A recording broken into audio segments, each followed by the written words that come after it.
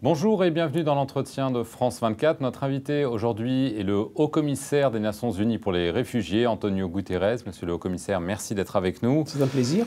On va évoquer plusieurs crises. Je voudrais commencer avec la Syrie. C'est une crise qui dure depuis longtemps, mais qui s'est encore aggravée ces derniers temps, notamment avec un afflux de réfugiés à la frontière turque. Qu'est-ce que vous pouvez nous dire de la situation là-bas? Premièrement, ce n'est plus la Syrie, c'est la région. On a la Syrie et l'Irak, c'est le même conflit. On a le Liban qui est devenu très fragile. Vous avez maintenant des soldats libanais qui ont été kidnappés, avec quelques-uns qui ont été tués. C'est une crise humanitaire terrible, mais en même temps, c'est devenu une menace à la stabilité de la région et une vraie menace globale à la paix et à la sécurité. Il y a maintenant en Syrie et en Irak des combattants qui viennent du Maroc à l'Indonésie, du Canada à l'Australie. Un jour, ils reviendront chez eux. Et on peut s'imaginer avec quelles idées et quels objectifs. Alors, vraiment, je crois qu'il faut que la communauté internationale comprenne que, premièrement, il faut tout faire pour arrêter ce conflit tragique, mais en même temps, que ce conflit a gagné une dimension qui exige non seulement une réponse humanitaire massive vis-à-vis des besoins des réfugiés, des personnes déplacées, mais aussi une réponse de solidarité effective avec les pays de la région qui ont reçu un très large nombre de réfugiés. C'est le cas du Liban, qui a maintenant plus d'un quart de la population réfugiée syrienne, non, sans parler des Palestiniens, sans parler d'autres Syriens qui sont au Liban, avec un impact terrible sur l'économie, sur la société, sans parler de l'impact sur la sécurité du pays à cause de la crise syrienne, et dont l'appui international a été très réduit. Alors, un appui massif au Liban, à la Jordanie, au Kurdistan et aussi à la Turquie, qui fait un effort remarquable, c'est une condition essentielle pour éviter que ça devienne une tragédie encore plus dramatique. La réponse est avant tout militaire, plus qu'humanitaire en ce moment. Je crois que la réponse est politique. Mais est-ce qu'elle est à la hauteur? La réponse humanitaire est absolument essentielle. Mais elle n'est pas là pour le moment, c'est ce que vous dites. La réponse humanitaire est là. Mais pas suffisamment. Elle n'est pas suffisamment parce que malheureusement, nos appels sont répondus à peu près à 50%.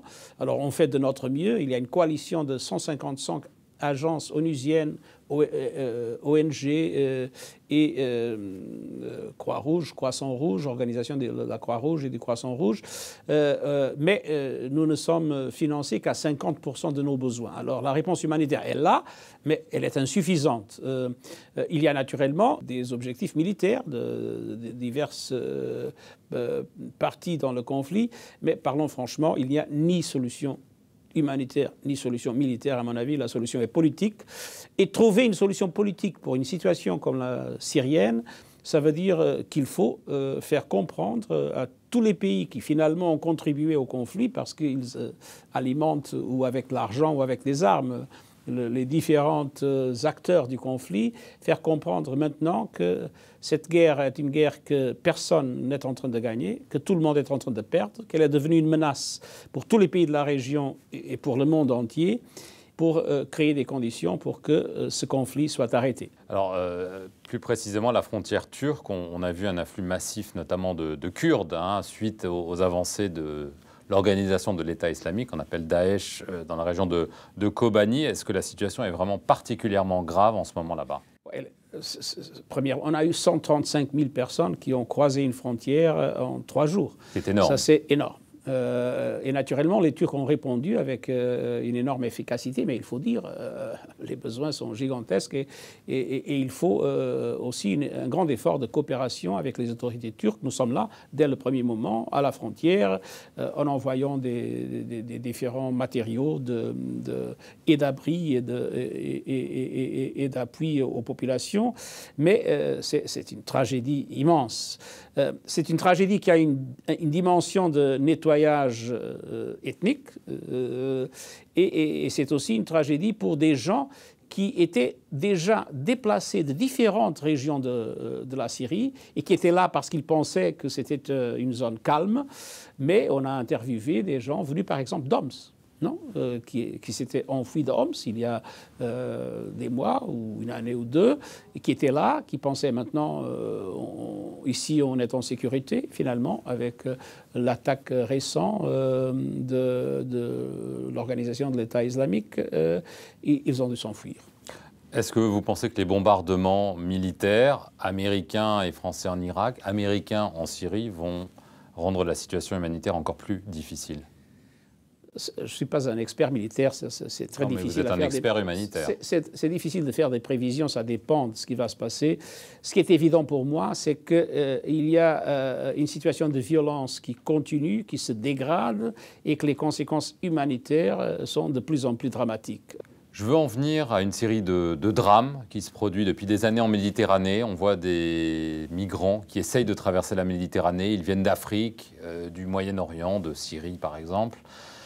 Ils meurent souvent, l'Europe dit il faut faire quelque chose, il faut faire plus, mais ça continue à se produire et ça semble sans fin, sans issue presque. Je crois qu'il y a deux dimensions. Il y a une dimension migratoire, des gens qui aspirent à une vie meilleure et qui essaient de venir en Europe pour travailler. Et il y a une dimension de protection. Il y a de plus en plus des Syriens, par exemple, des Palestiniens qui croisent et qui sont des réfugiés et qui ont droit à la protection. Ce qui est dramatique, c'est que comme il n'y a pas des voies d'accès légales à l'Europe, ils sont tous ensemble dans les mains de passeurs, de trafiquants, qui sont des organisations criminelles qui les exploitent. J'ai interviewé deux Palestiniens qui étaient arrivés en Italie par hélicoptère après le naufrage terrible près de l'île de Crète. Et ils m'ont dit qu'ils avaient payé 4 000 $ chacun. Alors, ce sont des organisations criminelles qui bénéficient du fait que ces gens sont désespérés, ils veulent aller en Europe, quelques-uns pour des raisons économiques, d'autres pour des raisons de protection effective, et qui n'ont pas d'alternative. Alors, je crois qu'il faut agir dans plusieurs domaines. Premièrement, il faut qu'il y ait une stratégie de coopération entre les pays européens et avec les autres pays du bassin méditerranéen contre ces groupes. On n'a jamais vu arrêter un grand criminel du trafic d'êtres humains. Alors il faut une bien plus forte coopération des services d'information, des polices, pour qu'il y ait un combat effectif à ces groupes. Et en même temps, il faut offrir plus d'opportunités légales aux gens pour accéder à l'Europe. C'est une question de flexibilité des visas, c'est une question de politique de réunification de familles pour les réfugiés. C'est une question d'un plus grand nombre d'opportunités de réinstallation ou d'admission humanitaire. Et là, il faut dire, il y a quelques pays européens qui ont fait un effort remarquable. C'est le cas de l'Allemagne, c'est le cas de la Suède. Il y a d'autres pays qui ont maintenu essentiellement leurs frontières plus fermées. Il n'y a pas une vision européenne et on continue à avoir cette tragédie. 2500 personnes sont péries en Méditerranée cette année. Monsieur le haut-commissaire, il y a une crise dont on parle vraiment très peu, elle semble oubliée, c'est la crise en Centrafrique. La situation est évidemment loin d'être stabilisée. Quel est votre diagnostic sur ce qu'il se passe là-bas? Nous sommes maintenant en train d'ouvrir un nouveau chapitre. Il y a finalement une force onusienne qui s'est établie et on peut espérer que cette force puisse avoir la dimension et la capacité pour introduire un peu plus d'ordre dans le pays. Il faut reconnaître que ce que les troupes françaises et les troupes africaines ont fait a été absolument essentiel, sinon la tragédie aurait été immense. Mais il faut aussi reconnaître que c'était des forces avec une dimension qui n'était pas compatible avec la dimension tragique des événements qu'on a enregistrés au Centrafrique. Vous pensez qu'on a vraiment échappé à un génocide ? Je crois qu'on a été très proche d'un génocide. On a eu évidemment un nettoyage ethnique ou religieux dans quelques régions du pays, mais on a été très proche d'un véritable génocide. Il y a eu des massacres, mais un génocide aurait une dimension plus grande. On a été très proche. Heureusement que maintenant, j'espère, on pourra être capable de progressivement et lentement stabiliser le pays et éviter sa division. Mais les jeux ne sont pas faits. Il faut tenir compte que la situation est encore très volatile et que les risques sont énormes. Je vais en venir à une des crises qui secouent le continent africain, au Nigeria, avec Boko Haram. Ça frappe évidemment le Nigeria, mais aussi les pays voisins. Là aussi, je sais que le HCR a fait un appel aux dons. Est-ce que vous pensez que la situation, là aussi, est très, très grave? Nous sommes particulièrement concernés et préoccupés avec ce qui se passe au Cameroun. La région du nord du Cameroun est une région qui est très facilement infiltré par le Boko Haram lui-même. Nous avons déjà un groupe significatif de réfugiés avec des problèmes d'accès qui sont complexes, des questions de sécurité très, très sensibles pour le Cameroun. Et je crois qu'il faut prendre au sérieux ce qui se passe au Nigeria.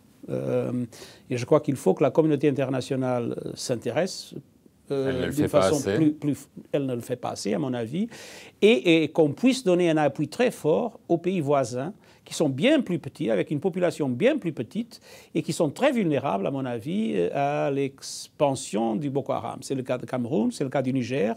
Je crois qu'il faut absolument un engagement bien plus fort de la communauté internationale en solidarité avec les pays voisins du Nigeria. Très bien, écoute, merci Monsieur Guterres d'avoir répondu aux questions de France 24. Merci à vous d'avoir regardé cet entretien sur notre antenne. Restez-y pour plus d'informations.